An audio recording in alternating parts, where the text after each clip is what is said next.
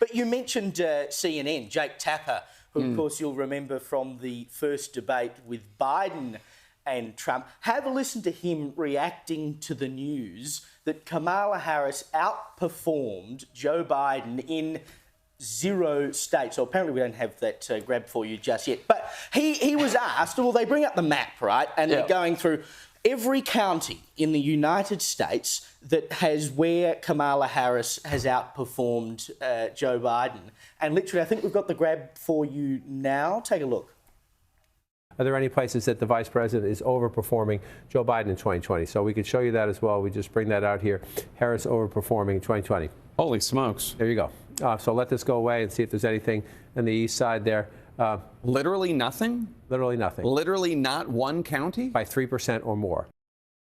Imagine his shock. Literally nothing. He honestly can't believe it. He can't believe it. Maybe Joe Biden could have won this election, for God's sake. CNN so love the Democrats. That surely slipped out of his mouth before he realised what he was saying. That was smokes. a real It was a genuine reaction. Exclamation. He couldn't help himself. Exactly.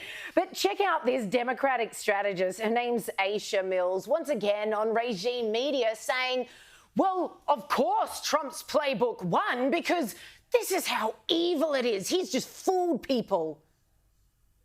You're talking about the propaganda campaign and the playbook of Trump. This is not new. This is not surprising. This is directly out of Hitler's playbook.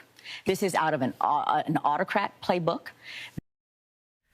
And as a Democratic strategist, how's your strategy going, Aisha? I mean, they still can't admit maybe this guy gave a voice to the disenfranchised. Maybe this guy kept batting it out of the park where the Democrats simply spoke about abortion endlessly, told a pile of lies about how they're going to clean up immigration, going to build a wall on the border, all these nonsense things that people knew. You haven't done anything in 4 years. You're not going to do anything now.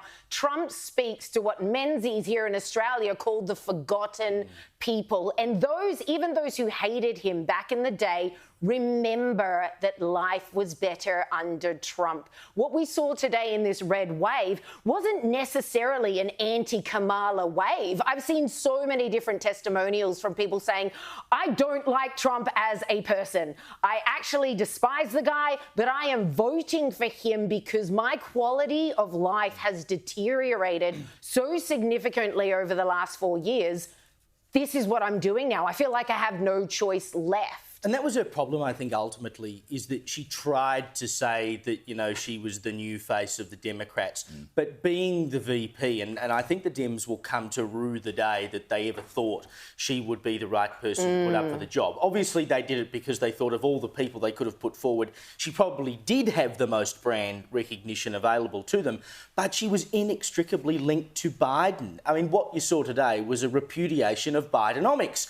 It didn't work. People know it didn't work because they open their wallets, they look at their power bills, they know how they're doing now compared to 4 years ago and how they did under Trump up to 8 years ago. That's what they voted against today, and Kamala could not get away from that. Like, she was Biden with a black female face, basically.